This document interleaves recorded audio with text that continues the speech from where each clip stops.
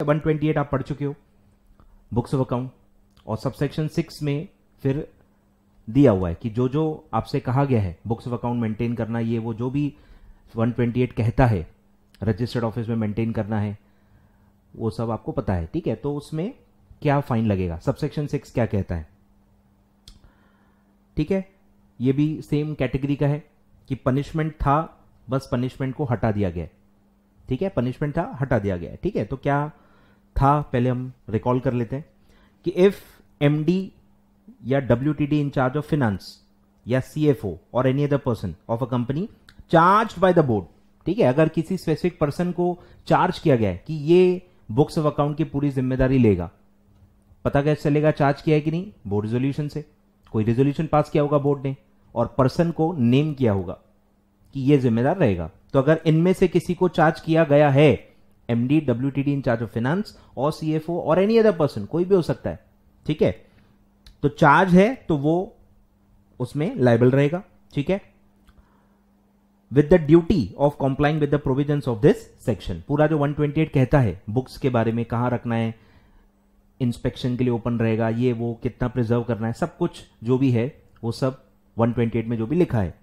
Contravene such provisions then such M D W T D जिसको भी charge किया होगा शेल बी पनिशेबल। तो पहले क्या था, इंप्रिजनमेंट था अप टू 1 ईयर, इतना स्ट्रिक्ट था, सोचो कि जेल तक हो सकती है अगर आप बुक्स ऑफ अकाउंट नहीं रखते हो तो, पर अब उसको इंप्रिजनमेंट को हटा दिया है और सिर्फ फाइन को कंटिन्यू किया है, जो कितना है, shall not be less than 50,000 rupees but it में एक्सटेंड टू 5 लाख रुपीज। यानी इसमें कंपनी का कोई इन्वॉल्वमेंट नहीं है, कंपनी ने जिसको चार्ज किया, जो पर्सन रिस्पॉन्सिबल है, ये सेक्शन एग्जैक्टली उसी को लायबल ठहराता है, ठीक है।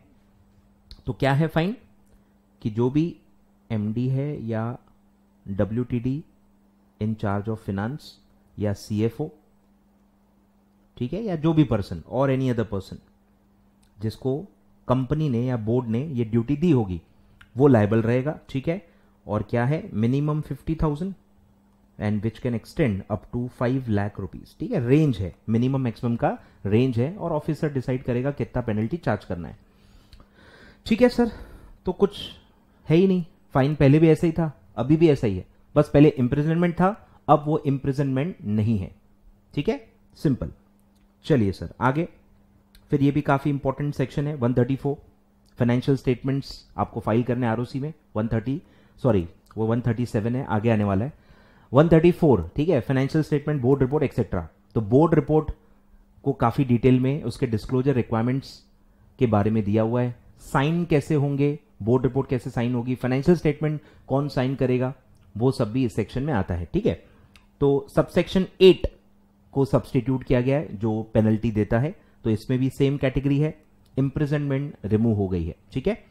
चलिए, तो क्या है, if a company is in default in complying the provisions of this section, ये भी पूरे सेक्शन के बारे में 134 में जो भी लिखा है, साइनिंग के बारे में, बोर्ड रिपोर्ट के डिस्क्लोजर्स के बारे में, डायरेक्टर्स रिस्पॉन्सिबिलिटी स्टेटमेंट के बारे में, बोर्ड रिपोर्ट कौन साइन करेगा, ठीक है, ये सब पूरा 134 में लिखा हुआ है।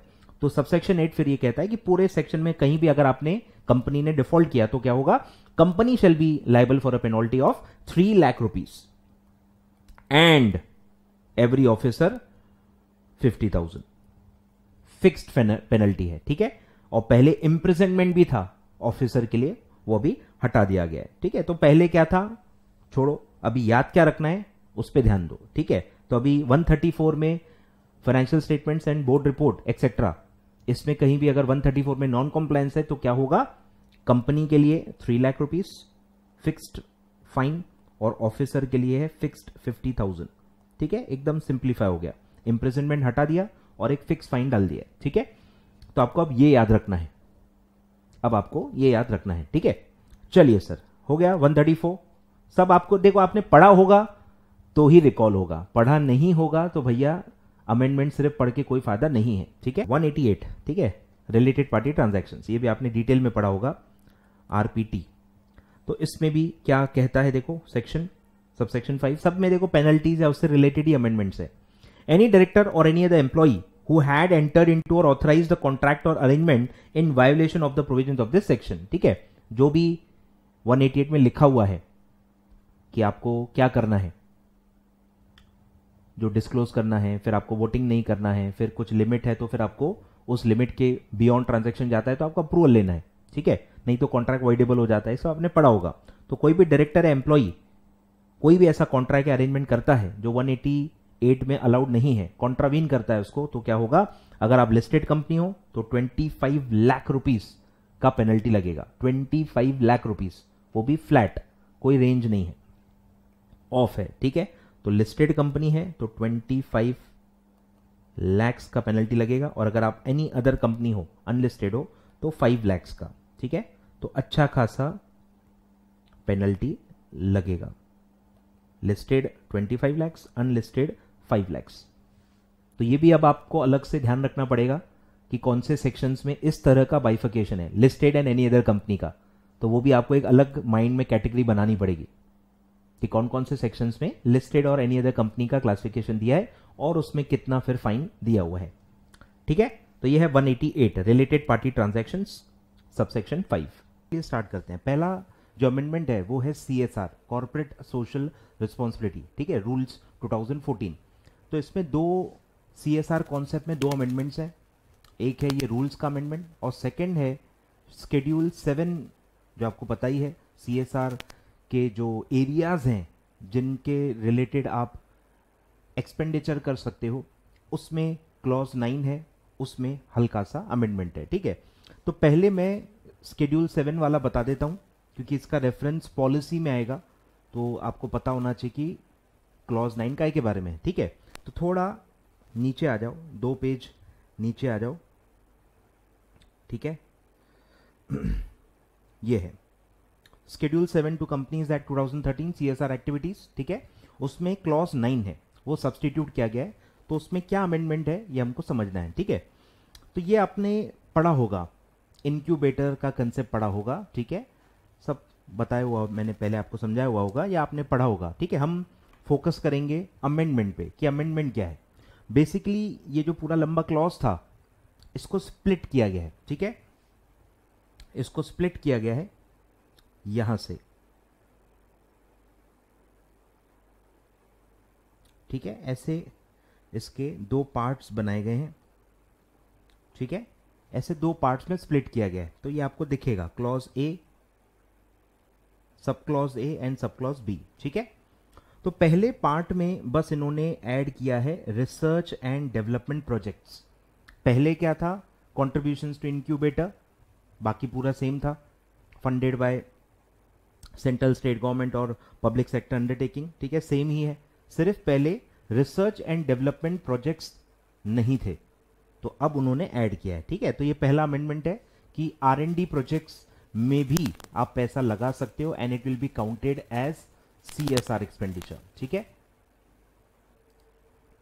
और फिर बाकी जो पूरे एजेंसीज थे, ठीक है, उसको अलग ही कर दिया है और उसमें 3 नाम नए जोड़े हैं, ठीक है, बाकी पूरे सेम ही थे।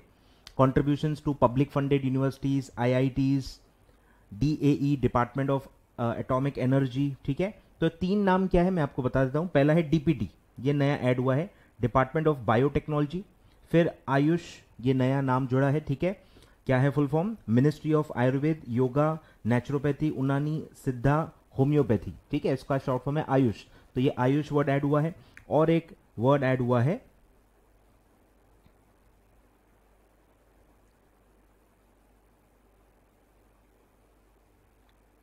ये है, उसके नीचे ही है ministry of electronics and information technology. इसका कोई शॉर्ट फॉर्म नहीं है, आप बना लो MEIT, ठीक है। तो ये 3 नाम बस और इंस्टीट्यूशंस के ऐड हुए हैं। इनको भी अगर आप कॉन्ट्रीब्यूशंस देते हो तो that will be considered part of corporate social responsibility, ठीक है। 3 नाम क्या है, DBT, डिपार्टमेंट ऑफ बायोटेक्नोलॉजी, फिर है आयुष और फिर है MEIT, ठीक है। MEIT क्या है, ministry of electronics and information technology, ठीक है। तो बस ये 3 नाम जोड़ दिए हैं, बाकी पूरा क्लॉज एज इट इज है, ठीक है। तो ये सब इंस्टीट्यूशंस के नाम बस आपको याद करने। क्वेश्चन हो सकता है डायरेक्ट इंस्टीट्यूशन के नाम पे पूछा जाए कि company has contributed to ICMR, DRDO, ICAR, CSIR, IIT, तो ये सब नाम से हो सकता है आपको क्वेश्चन पूछा जाए। तो बेसिकली आपको नाम याद रखने कि इनको अगर कंट्रीब्यूट किया तो भी मिलेगा, या खुद R&D प्रोजेक्ट आप खुद अंडरटेक कर रहे हो इन हाउस, जैसे आप इनकम टैक्स में भी ये पढ़ते हो, रिसर्च एंड डेवलपमेंट में आता है काफी, पीजीबीपी में आपने पढ़ा होगा। तो एक है कि आप इंस्टीट्यूशंस को दे रहे हो और वो R&D कर रहे हैं या वो जो भी काम करते हैं वो चलता है, और एक है कि आप खुद भी करो तो भी चलता है। तो फर्स्ट पॉइंट में R&D प्रोजेक्ट डालने का क्या मतलब है कि आप खुद इन हाउस R&D प्रोजेक्ट करते हो तो भी आपको मिलेगा, ठीक है। तो और कुछ नहीं। तो पहला अमेंडमेंट क्या है कि इनको स्प्लिट किया है। सेकेंड, फर्स्ट पार्ट जो है ए क्लॉज, जो सब क्लॉज ए है उसमें R&D प्रोजेक्ट्स ऐड कर दिया था, पहले नहीं था। और पार्ट जो ये सब क्लॉज बी है उसमें 3 इंस्टीट्यूशंस के नाम ऐड कर दिए, एक है डीबीटी, एक है आयुष और एक है MEIT, ठीक है। ये सिंपल अमेंडमेंट है, शेड्यूल 7 क्लॉज 9, ठीक है। आगे बढ़ते हैं, चलो अब आ जाओ वापस ऊपर। अब हम CSR पॉलिसी का जो है रूल्स, उसमें क्या अमेंडमेंट है वो पढ़ेंगे, ठीक है। तो सबसे पहला है कि प्रोविजो इंसर्ट किया है, ठीक है, प्रोविजो इंसर्ट किया है in the definition of CSR policy, ठीक है। तो CSR पॉलिसी की डेफिनेशन तो ऑलरेडी थी, ठीक है, दी हुई है कि जो भी कंपनी पॉलिसी बनाएगी कि जो भी एक्सपेंडिचर उनको करना है जो कि शेड्यूल 7 के एरिया से रिलेटेड होना चाहिए, ठीक है, वो सब CSR पॉलिसी होगी, ठीक है। और वहां एक लाइन था जो अभी तक मतलब एक्सक्लूड क्यों नहीं किया पता नहीं है, अपन पढ़ेंगे अमेंडमेंट में। एक लाइन इन्होंने डिलीट की है जो अपन नीचे भी पढ़ेंगे, वो है जो यहां आपको दिख रही है, देखो, excluding activities undertaken in pursuance of its normal course of business. मतलब पहले क्या होता था कि जो भी आप नॉर्मल बिजनेस करते हो that was not counted for CSR, ठीक है। पर अब कुछ एक्सेप्शनल बिजनेसेस के लिए, कोविड वालों के लिए एग्जम्पशन दिया गया है कि भले ही आपका नॉर्मल बिजनेस है, रिसर्च करना, वैक्सीन सर्च करना, वैक्सीन को रजिस्टर करना, भले आपका रेगुलर काम है, फिर भी इसको CSR ट्रीट किया जाएगा, ठीक है। तो बहुत ही एक्सेप्शनल वे में इसको मतलब एग्जम्पशन दिया गया है, जनरल एग्जम्पशन नहीं है। जनरल रूल अभी भी वही है कि कोई भी इंसान अगर नॉर्मल एक्टिविटी कर रहा है, नॉर्मल बिजनेस एक्टिविटी कर रहा है, that is not treated as CSR, ठीक है। तो एक्सेप्शन किसके लिए डाला गया है ये अपन को पढ़ना है। तो एक एक्सेप्शन है, ठीक है। चलिए फिर पढ़ते हैं कि क्या है, क्या प्रोविजो ऐड किया है, ठीक है। आई होप आपने पढ़ा होगा, ठीक है, रूल्स पढ़े होंगे तो ही समझेंगे, नहीं तो थोड़ा सा दिक्कत हो सकती है, ठीक है। प्रोवाइडेड दैट, यानी ये डेफिनेशन जो है CSR पॉलिसी की जो मैंने ऑलरेडी दी है, आप पढ़ सकते हो, इस डेफिनेशन के नीचे प्रोविजो इंसर्ट किया है, ठीक है। तो क्या है, provided that any company engaged in research and development activity, ठीक है, engaged in research and development activity of new vaccine, ध्यान दो, new vaccine, drugs and medical devices in their normal course of business, in their normal course of business may undertake research and development activity of new vaccines, drugs and medical devices related to COVID-19, ठीक है। COVID-19 से related आप vaccine, drug या medical devices, ठीक है, devices भी आ जाएंगे, वो सब आप R&D करके कर सकते हो और वो R&D अलाउड होगी और सिर्फ 3 साल के लिए दिया है, एनकरेज किया है, ठीक है, एक तरह का एनकरेजमेंट है। कर तो वैसे भी लोग रहे ही हैं ऑलरेडी, बहुत सारे इंस्टीट्यूट्स और उसके नाम आप सीरम इंस्टीट्यूट आप सुन ही रहे हो, ऑलरेडी वो लोग कर रहे हैं। अब ये उनको मतलब एनकरेजमेंट है या नए लोग और पार्टिसिपेट करें इस एक्टिविटी में, तो इसके लिए किया गया है कि भले ही आपका रेगुलर काम होगा, ऑर्डिनरी कोर्स ऑफ बिजनेस होगा रिसर्च एंड डेवलपमेंट करना, फिर भी ऑर्डिनरी बिजनेस वैसे अलाउड नहीं होता, पर आपके लिए हम एक्सेप्शन दे रहे हैं। 3 साल तक अगर आप इसमें R&D करोगे तो वो CSR में काउंट होगा, ठीक है। तो 3 साल कौन से हैं, 2021, 21-22 एंड 22-23, ये 3 साल में जो भी R&D में खर्चा आप करोगे that will be treated as a part of CSR, ठीक है। Subject to the following conditions, number 1, such research and development shall be carried out in collaboration with any of the institutes or organizations mentioned in clause 9. इसलिए पहले मैंने clause 9 पढ़ाया। तो ये जो लंबी लिस्ट ऑफ इंस्टीट्यूट्स पढ़े अपन ने, IIT, DRDO, CSIR और बहुत सारे जो पढ़े, फिर DBT और ये सब पढ़ा, कोई ना कोई इस इंस्टीट्यूट के साथ कोलैबोरेशन में ही करना है।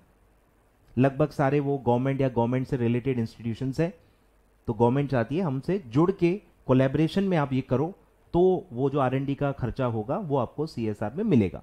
ठीक है, तो पहला कंडीशन क्या है, it should be in collaboration with any of the institutes which have been mentioned in clause 9 of schedule 7 जो हमने पढ़ा। ठीक है, second, details of such activity shall be disclosed separately in the annual report of CSR included in the board report।